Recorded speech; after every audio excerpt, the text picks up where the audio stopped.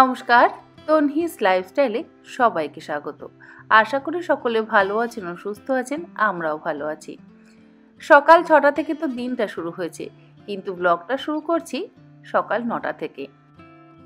বেশি করে আমি সবসময় রসুন ছাড়িয়ে রেখে দিই নিজের কাজের সুবিধার্থে। ছাড়ানো রসুনগুলো আজ হয়তো মোটামুটি শেষ হয়ে যাবে, তাই জন্য এক বাটি জলের মধ্যে 12 থেকে 13টা রসুন ছাড়িয়ে নিয়ে ডুবিয়ে রাখলাম। এতে কি হবে, রসুনের খোসাগুলো নরম হয়ে গিয়ে রসুনটা ছাড়াতে সুবিধা হয়। আজও সকালবেলা বাজারে গেছিলাম। অনেক দিন বাড়িতে মাটন বানানো হয়নি। আমি যেহেতু মাটন খাই না, তাই ছেলেও বাড়িতে একা থাকলে মাটন খেতে চায় না। আজ ভাবলাম আমি না খেলে কি হবে, ছেলেটার জন্য অন্তত একটু মাটন বানিয়ে দিই। তারপরে কাল আবার সুমিতও আসবে, আবার আমার দিদিও আসবে। তাই ভাবলাম আজকে একটু বেশি করেই না হয় মাটন বানিয়ে নেওয়া যাক। আর নিজের জন্য নিয়ে এসেছি শরপুটি। তবে শুধুমাত্র নিজের জন্য নয়, দিদির মেয়েটাও শরপুটি খেতে খুবই ভালোবাসে, তাই ওর জন্য 2-4টে শরপুটি রেখে দেব। দিদি আসবে, মেয়ের জন্য পাঠিয়ে দেব। আর যেহেতু বাজারে একটু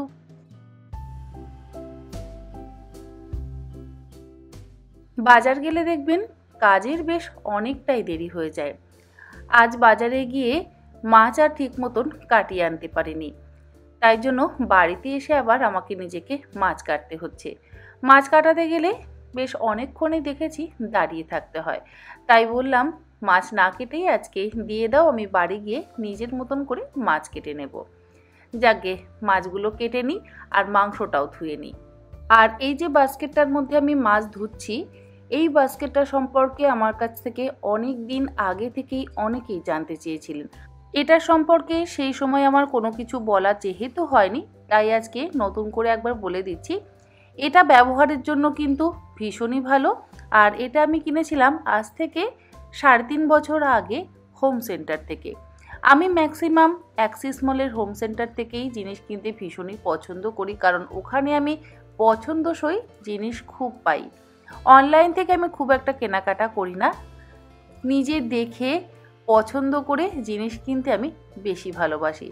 আর এটা ব্যবহার করে আমি ভীষণই উপকার পেয়েছি। বিশেষ করে মাছ, মাংস, সবজি, ধনেপাতা, কাঁচা লঙ্কা এই সমস্ত কিছু ধোয়ার জন্য আমার ভীষণই হেল্প হয়।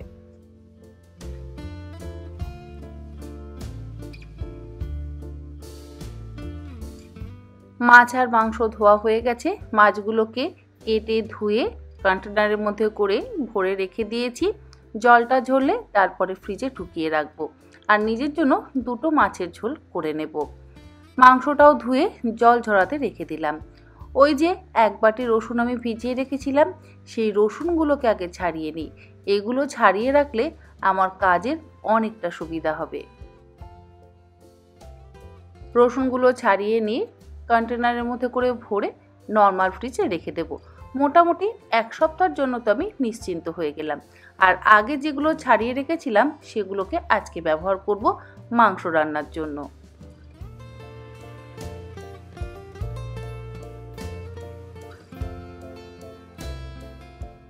মাংস ধুয়ে রাখার পর জলটা যেহেতু ঝরে গেছে, সেই জন্য বাটির মধ্যে করে তুলে রেখে দিলাম। আর এখানে মোটামুটি 1 কেজি 250 গ্রাম পরিমাণে মাংস আছে, তার জন্য আমি এই 4টে পেঁয়াজ ব্যবহার করছি। 2টো মিডিয়াম সাইজের পেঁয়াজ আর 2টো নিয়েছি ছোট সাইজের পেঁয়াজ। মাংসের ঝোলটা একদম পাতলা করে যেহেতু করব, সেই জন্য খুব বেশি পরিমাণে পেঁয়াজের ব্যবহার আমি করছি না। আর আমি এমনিতেও মাংস রান্নার ক্ষেত্রে খুব কম মশলা ব্যবহার করি, এতে স্বাদ কিন্তু মোটেও খারাপ হয় না, ভীষণই ভালো হয়। এই গরমে বেশি তেল মশলা দিয়ে রান্না না করাই ভালো, তবে আমি সবসময় চেষ্টা করি কম পরিমাণে মশলা ব্যবহার করে রান্না করবার। একটা ছোট সাইজের পেঁয়াজ চৌকো টুকরো করে কেটে রাখলাম। যা, সমস্ত পেঁয়াজের খোসা উড়ে গেল। দরজাটা দিয়ে এমন হাওয়া দিল যে আমার পেঁয়াজের খোসাগুলো উড়ে সারা রান্নাঘর হয়ে গিয়ে আমার কাজটা বেড়ে গেল। যাকে সেগুলোকে পরিষ্কার করে নেওয়ার পর এবারে বাকি 3টে পেঁয়াজ স্লাইস করে কুচিয়ে নিচ্ছি।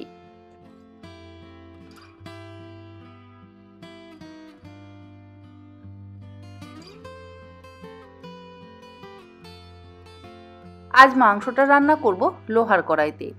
এটা হয়তো আপনারা অনেকেই জানতে চাইবেন যে এটা আমি কোন কোম্পানির লোহার কড়াই ব্যবহার করছি। আমি এটা মেয়ার কোম্পানির লোহার কড়াই ব্যবহার করছি। আমি অনেক বছর ধরে এই লোহার কড়াইটা ব্যবহার করছি, ভীষণ ভালো। আর আমার এই অয়েল কন্টেনারগুলো সম্পর্কে অনেকেই জানতে চেয়েছেন। এগুলোও আমি 2 বছর আগে কিনেছিলাম হোম সেন্টার থেকে। ওই যে বললাম আমি অ্যাক্সিস মলের হোম সেন্টার থেকেই মোটামুটি সমস্ত জিনিস কিনতে পছন্দ করি। তেল খুব বেশি দিইনি, মোটামুটি 4 টেবিল চামচ পরিমাণে তেল দিয়েছি। তেল গরম করে নেওয়ার পর 2টো বড় সাইজের আলু অর্ধেক টুকরো করে কেটে নিয়ে প্রথমে ভেজে নিচ্ছি। আলুগুলো ভাজতে ভাজতে মাংসের জন্য মশলাটা করে নিচ্ছি। ওই যে একটা পেঁয়াজ রেখেছিলাম কেটে, সেই পেঁয়াজ, তার সাথে 12 থেকে 15 কোয়া রসুন, হাফ ইঞ্চি আদার টুকরো, আর দিয়ে দিলাম কিছু লাল লঙ্কা। কাঁচা লঙ্কাগুলো পেকে পেকে লাল লঙ্কা হয়ে গেছে, আর সেগুলো ফ্রিজে না রাখার ফলে শুকিয়ে গেছে। সেই আধ শুকনো লাল লঙ্কাগুলো আমি আজকে এই মাংস রান্নার ক্ষেত্রে ব্যবহার করছি। সব সময় সব জিনিস না ফেলে দিয়ে সেগুলো কিন্তু আমরা একটু ছেটে কেটে রান্নার কাজে অবশ্যই ব্যবহার করতে পারি।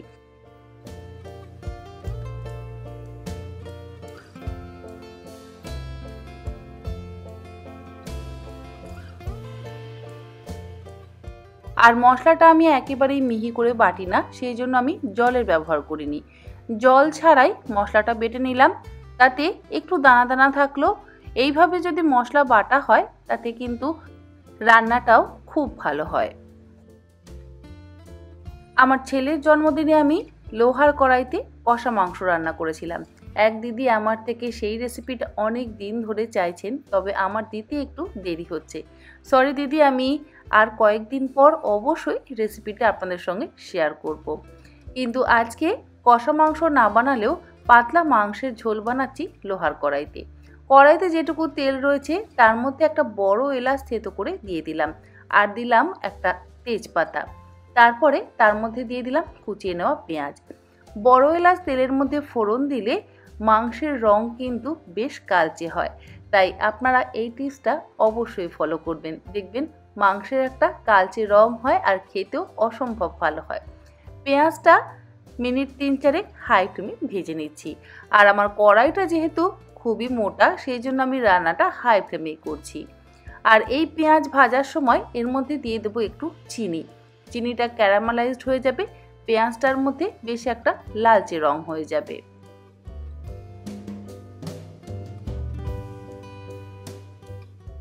পেঁয়াজটা কিছুক্ষণ ভেজে নেওয়ার পর বাটা মশলাটা দিয়ে দিচ্ছি, তারপরে একসাথে ভালো করে কষিয়ে নেব।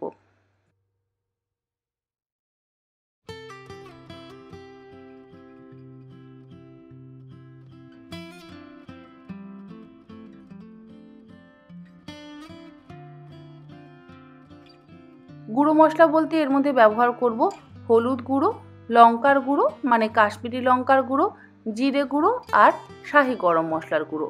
ধনে গুঁড়োর ব্যবহার আমি এর মধ্যে করছি না। এক এক সময় জিরে গুঁড়ো ছাড়াই কিন্তু মাংসের ঝোল রান্না করি, তাতেও খেতে অসম্ভব ভালো হয়। আর হ্যাঁ, এর সাথেই স্বাদ অনুসারে লবণটা দিয়ে একসাথে কষিয়ে নেব। তারপরে মানে মিনিট 5-6 ভালো করে মশলাটা কষিয়ে নেওয়ার পর মশলা থেকে যখন একটা বেশ কালচে কালচে রং ছাড়বে, সেই সময় আমি মাংসটা দিয়ে তারপরে একসাথে কষিয়ে নেব। এমনিতেই লোহার কড়াইতে রান্না করলে দেখবেন বেশ সুন্দর একটা কালচে কালচে রং হয়। আর এর মধ্যে আমি কোনো রকম টক দই বা টমেটোর ব্যবহার একেবারেই করব না, কোনো টক জাতীয় জিনিসের ব্যবহার করব না। তাছাড়াই কিন্তু মাংসের মধ্যে একটা খুব সুন্দর কালচে রং হবে। আর যদি এই কড়াইতে একদম কষিয়ে কষিয়ে রান্না করা হতো না, তাহলে একদম কালা ভুনার মতন পুরো কালো মাংস কিন্তু তৈরি হয় এই লোহার কড়াইতে। পরশুদিন যে ব্লগটা আমি আপনার সঙ্গে শেয়ার করেছিলাম, সেখানে একজন আমার থেকে জানতে চেয়েছিলেন যে আমি ফ্রিজটা কোথায় রেখেছি। যেহেতু আমার রান্নাঘরটা খুব একটা বড় নয়, ফ্ল্যাট অনেক বড় হলেও রান্নাঘরের পোর্শনটা যেন বেশ ছোট, আর সেই জন্য রান্নাঘরে ফ্রিজের জায়গা থাকা সত্ত্বেও আমি ফ্রিজ রান্নাঘরে রাখিনি। আমার ডাইনিং এরিয়াতে ফ্রিজটা রেখেছি, মানে রান্নাঘরের জাস্ট অপোজিট সাইডেই আমি ফ্রিজটা রেখেছি। আপনাকে আমি আজকে বলে দিলাম যে আমার ফ্রিজটা আমি কোথায় রেখেছি। পরে যখন হোম ট্যুর দেব অবশ্যই সমস্ত কিছু শেয়ার করব। এখনও যেহেতু বাড়ির অনেক ইন্টেরিয়ারের কাজ বাকি আছে, তাই জন্য প্রপার হোম ট্যুর আমি আপনাদের সাথে শেয়ার করতে পারছি না। যাকগে সেসব কথা, দেখিয়ে দিলাম যে আমি আমার ফ্রিজটা কোথায় রেখেছি। মানে ক্রকারি ইউনিটের পাশে আমি আমার সাইড বাই সাইড ফ্রিজটা রেখেছি। আর লাস্ট টু লাস্ট ভিডিওতে আপনাদের সাথে আমি যে দই পাতার রেসিপিটা শেয়ার করেছিলাম, সেটা দেখুন দই আমার কেমন সুন্দর জমেছে। খুব সিম্পল ওয়েতে আমি দই পাতি আর ভীষণ সুন্দর দই জমে। আজকে আমি মাংসতে দইয়ের ব্যবহার একেবারেই করব না। দইটা আমি ফ্রিজ থেকে এখন বের করে রেখে দিলাম, পরে লস্যি বানাবো।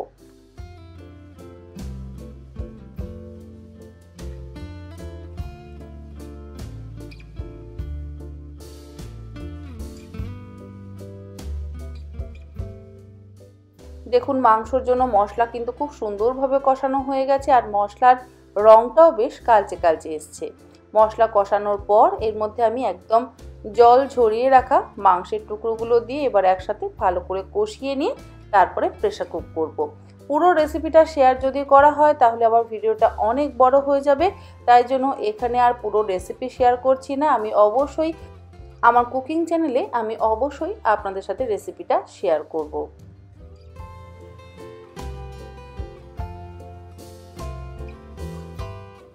তবে মাংসটা কষাতে কষাতে এবার এক্সট্রা কিছু কাজ করার আছে আমার রান্নাঘরে, সেগুলো সেরে ফেলছি।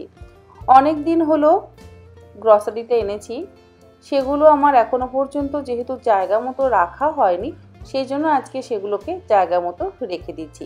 তবে তার আগে এই কিচেন স্ল্যাবটাকে ভালো করে একবার মুছে পরিষ্কার করে নিচ্ছি। যেহেতু এর মধ্যে পেঁয়াজ, রসুন, মাংস সমস্ত কিছু রাখা হয়েছিল, তাই জন্য আগে একবার মুছে পরিষ্কার করে নিয়ে তারপরে সমস্ত কিছু আবার এর উপরে রাখবো।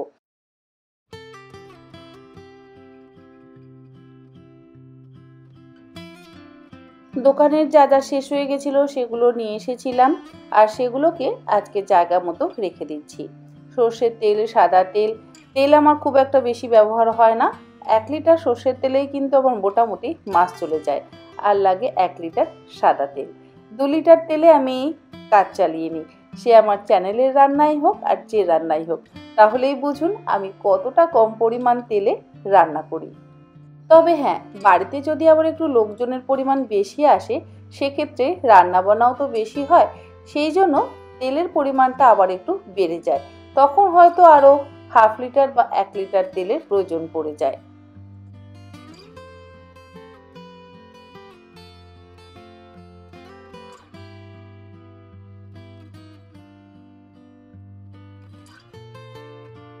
পোস্তটা একেবারেই শেষ হয়ে গেছিলো বলে 3 প্যাকেট পোস্ত নিয়ে এসেছি।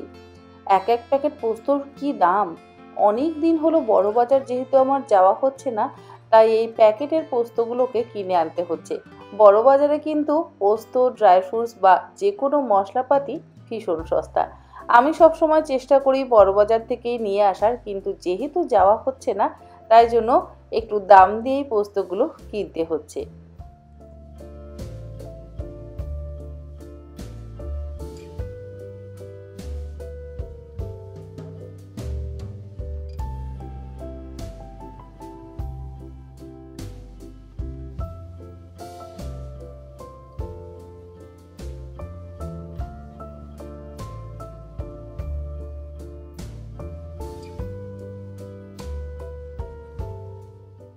এই যে দেখুন মাংস আমার খুব সুন্দরভাবে কষানো হয়ে গেছে, আর মাংসের রঙটাও কিন্তু বেশ কালচে কালচে এসছে।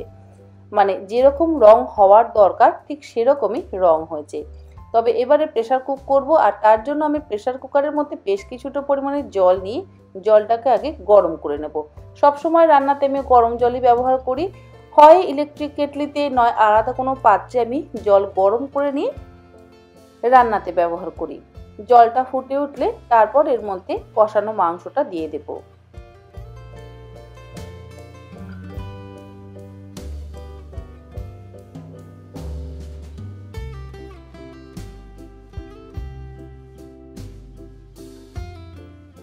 ডাল, চাল, তেল সমস্ত কিছু আমার জায়গা মতো রাখা হয়ে গেছে। এবার পোস্তটা আমি ফ্রিজে রেখে দিচ্ছি। একজন আমার থেকে জানতে চেয়েছিলেন যে আমি মশলা কিভাবে স্টোর করি। অল্প পরিমাণে মশলা আমি আমার কিচেনে রাখি, আর বেশি পরিমাণে মশলা যদি আমি বড় বাজার থেকে যদি আনি তাহলে সেগুলোকে হয় ডিপ ফ্রিজে বা নর্মাল ফ্রিজে স্টোর করে রাখি। আমার ফ্রিজটা যেহেতু বড়, সেই জন্য আমি অনেকটা পরিমাণে মশলা একসাথে স্টোর করে রাখতে পারি। আমার স্পাইস ড্রয়ারে বড় এলাচের কোনো কন্টেনার যেহেতু নেই, সেই জন্য এই কন্টেনারটার মধ্যে আমি বেশ কিছু বড় এলাচ রেখে দিচ্ছি। অনেকেই আমার থেকে জানতে চেয়েছেন যে ওই স্পাইস ড্রয়ারে কি কি মশলা আছে সেগুলোর একটা ভিডিও করতে। অবশ্যই আমি কয়েকদিন পর সেই সংক্রান্ত একটা ভিডিও শেয়ার করব।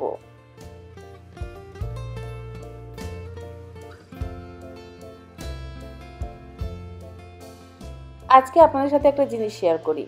হোটেল বা রেস্টুরেন্টে গেলে তো আমরা লাল লাল সিরকা পেঁয়াজ খেয়ে থাকি, সেগুলো খেতে আমরা সকলেই ভীষণ পছন্দ করি। তবে সেই সিরকা পেঁয়াজ বাড়িতে কিভাবে বানাতে হয় সেটাই আপনাদের সঙ্গে শেয়ার করছি। একটা জারের মধ্যে নিয়ে নিচ্ছি হাফ কাপ পরিমাণে হোয়াইট ভিনেগার, আর সেই সম পরিমাণেই দিয়ে দেব হালকা গরম জল। তার মধ্যে দেব 1 চা চামচ লবণ, 1 চা চামচ পরিমাণে চিনি।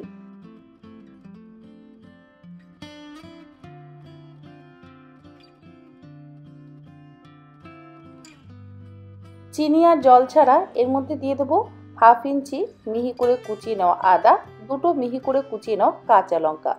ভিনিগারে রাখা কাঁচা লঙ্কা খেতে কিন্তু ভারী ভালো লাগে, আর এই আদা কুচানোটাও কিন্তু খেতে খুবই ভালো লাগে। কুচিয়ে নেওয়া আদাটা দিয়ে দিচ্ছি এই জলের মধ্যে।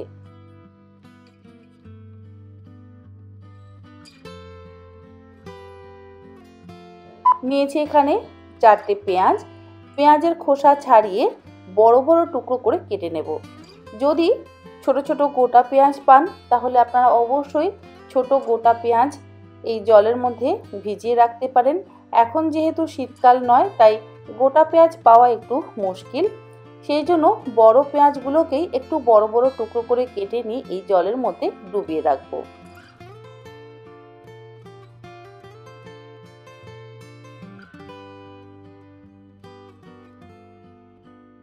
পাত্রটা আমার ছোট পড়ে গেছে, সেই জন্য পাত্রটাকে আমি বদলে ফেলছি।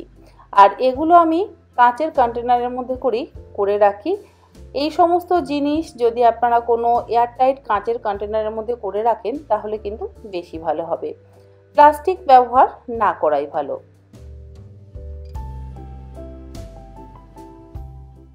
একটা বিটের খোসা ছাড়িয়ে নিয়ে বিটটাকে ছোট টুকরো করে কেটে নিয়ে এর মধ্যে দিচ্ছি। আমি একদম ছোট সাইজের একটা বিট এর মধ্যে ব্যবহার করছি। যদি বড় সাইজের বিট হয় তাহলে অল্প একটু বিটের টুকরো এর মধ্যে ব্যবহার করবেন। আর যেহেতু আমি ছোট সাইজের বিট ব্যবহার করেছি, সেই জন্য পুরো গোটা বিটটাই এর মধ্যে কুচিয়ে নিয়ে দিয়ে দিলাম। আর এই যে জলটা রয়ে গেল, এর মধ্যে কিন্তু আবারও আপনারা চাইলে পেঁয়াজ কেটে ডিপ করে রাখতে পারেন, মানে পেঁয়াজ ফুরিয়ে গেলে এই জলের মধ্যে আবারও পেঁয়াজ ভিজিয়ে রাখতে পারেন।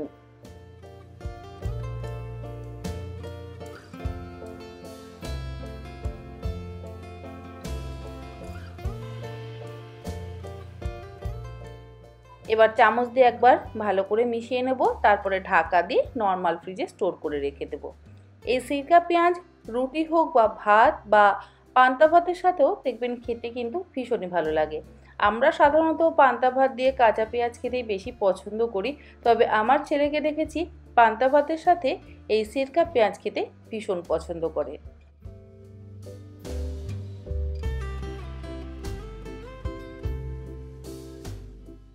এদিকে মাংসও আমার রেডি। আমি একবার খুলে দেখিয়ে দিচ্ছি আমাদের মাংস কেমন তৈরি হয়েছে।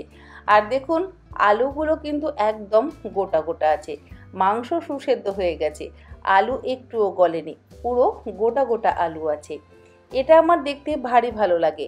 মাংস সেদ্ধ হতে তো অনেক সময় লাগে, আর অত সময় ধরে যদি আলু একসাথে সেদ্ধ করা হয় খুব স্বাভাবিক এটা হয়তো গলে যাওয়ার সম্ভাবনা থাকে। কিন্তু যেহেতু আমি একদম ওপরে আলুগুলোকে দিয়ে প্রেসার কুক করি, আলুগুলো কিন্তু একদম অ্যাজ ইট ইজ গোটা গোটা থাকে আর ভীষণ নরম হয়, ভীষণ ভালো লাগে খেতে।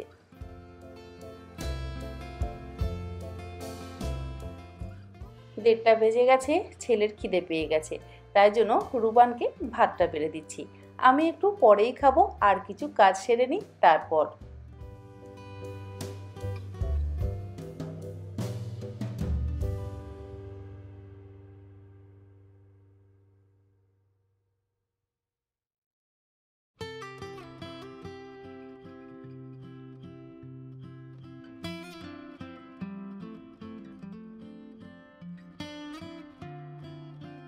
এই কাজগুলো যদি না সারা হয় তাহলে আবার অনেক দেরি হয়ে যাবে, হয়তো লঙ্কাগুলো ব্যাগে পড়ে থেকে থেকে পচে যাওয়া শুরু হবে। তাই জন্য আগে কাজগুলো সারি, তারপর আমি নিজে খেতে বসবো।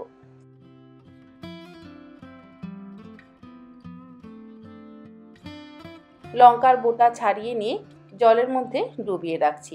বেশ কিছুক্ষণ অল্প একটু লবণ জলে আমি লঙ্কা, টমেটো, ধনেপাতা এগুলোকে ডুবিয়ে রেখে তারপর ভালো করে ধুয়ে নিয়ে কন্টেনারের মধ্যে করে ভরে রাখি।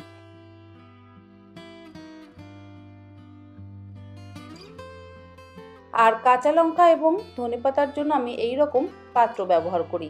এই রকম পাত্রের মধ্যে কাঁচা লঙ্কা এবং ধনেপাতা অনেক দিন স্টোর করে রাখা যায়।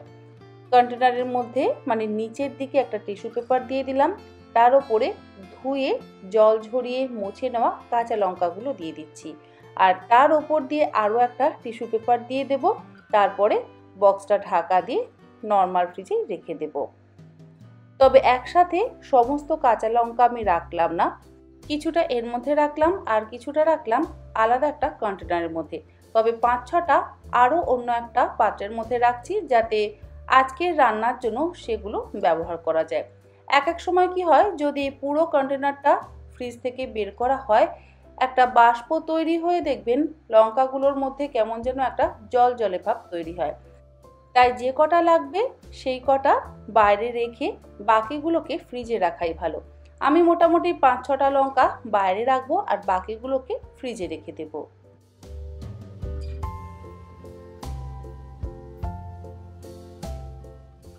ধনেপাতার বান্ডিলটাও ঠিক একই রকমভাবে আমি স্টোর করে রেখে দেবো। ধনেপাতা, পুদিনা পাতা, কারি পাতা এগুলোকে আমি এই রকম ছিদ্র সমেত কন্টেনারের মধ্যে করে স্টোর করে রাখি, এতে অনেক দিন আমার ধনেপাতা একদম সতেজ থাকে। প্লাস্টিকের কন্টেনারে আমি আগে রাখতাম, কিন্তু দেখছি প্লাস্টিকের কন্টেনারে বেশি দিন সতেজ থাকছে না। তাই যাতে বেশি দিন ধনেপাতাগুলো ঠিক থাকে সেই জন্য এইরকম একটা কন্টেনার আমি পারচেস করেছি, আর এটা আমি নর্মাল গোড়াবাজারের স্টিলের দোকান থেকেই পারচেস করেছি। এগুলো চাইলে আপনারা অনলাইন থেকেও পারচেস করতে পারেন, আবার নর্মাল স্টিলের দোকান থেকেও কিনতে পারেন। এগুলোতে ধনেপাতা, পুদিনা পাতা, কাঁচা লঙ্কা রাখলে মোটামুটি 15 থেকে 20 দিন বা 1 মাসও স্টোর করে রাখা যাবে।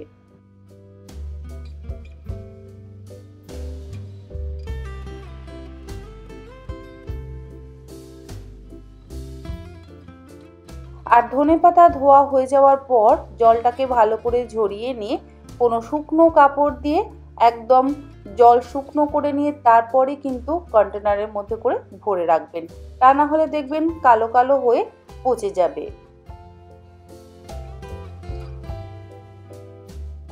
মোটামুটি এখনকার মতন আমার রান্নাঘরের কাজ শেষ, এরপরে অবশ্য আছে অন্যান্য কাজ। তবে তার আগে দুপুরের খাবারটা সেরে নিই। আর এই হচ্ছে আমার আজকের দুপুরের লাঞ্চ। কয়েক টুকরো পেঁপে আর 4 টুকরো আপেল। তবে পাকা পেঁপে আমি খেতে পছন্দ করি একটু চাট মশলা দিয়ে। যে কোনো ফল আমি একটু চাট মশলা দিয়ে খেতে বেশি ভালোবাসি। যাকে আজকের ভিডিওটা তাহলে এখানেই শেষ করি। আশা করি আজকের এই ভিডিওর টিপসগুলো আপনাদের কাজে লাগবে এবং ভালোও লাগলো। যদি ভালো লেগে থাকে অবশ্যই কমেন্ট বক্সে কমেন্ট করতে কিন্তু একেবারেই ভুলবেন না। আজ তাহলে আসি, আবার হাজির হয়ে যাব অন্য দিন অন্য কোনো ইন্টারেস্টিং একটা ব্লগ নিয়ে। আপনারা সকলে ভালো থাকবেন, সুস্থ থাকবেন। ধন্যবাদ।